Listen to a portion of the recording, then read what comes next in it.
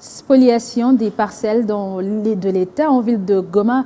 Le président de la Cour constitutionnelle, arrivé ce mardi au Chablais du Nord Kivu, affirme que l'État ne peut pas être dépossédé de ses biens. Selon lui, tous les magistrats qui sont trempés dans ces manœuvres seront traduits en justice pour arriver à remettre l'État dans ses droits. Il a ainsi déclaré au sortir de sa rencontre avec le gouverneur militaire de la province, le lieutenant-général Ndima Constant. Le respect de la loi ne peut pas conduire le magistrat à la corruption. Et c'est pourquoi j'ai invité les collègues dans mon adresse avec eux que l'infime minorité des magistrats véreux soit démasquée et découragée. Parce que si cela continue, la justice n'est pas seulement pour les autres, la justice est aussi pour les magistrats. Et ceux qui sont véreux n'ont pas leur place dans la magistrature, et ça c'est certain.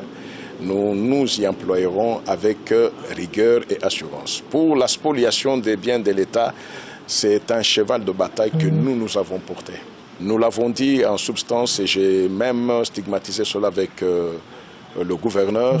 Nous ne pouvons pas accepter que l'État qui emploie le magistrat soit pratiquement victime des manœuvres de ces agents. C'est impossible.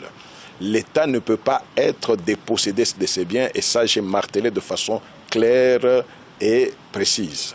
Et j'ai même dit aux responsables, aux collègues qui dirigent la magistrature au niveau provincial, dès qu'il y a un problème de conflit de terrain, de propriété, c'est même ridicule qu'il y ait un conflit entre l'État et un particulier. Il est anormal que l'État puisse succomber contre un particulier. Quand l'État s'est dessaisi de son bien, il y a toute une procédure garantie par la loi. Et tant que cette procédure-là n'est pas respectée, il n'y a aucun bien. Et je suis venu pour dire à tous les collègues que nous n'accepterons pas, et ça ne se fera plus. Vous êtes journaliste, vous allez vérifier, aucun bien de l'État ne sera spolié dès maintenant.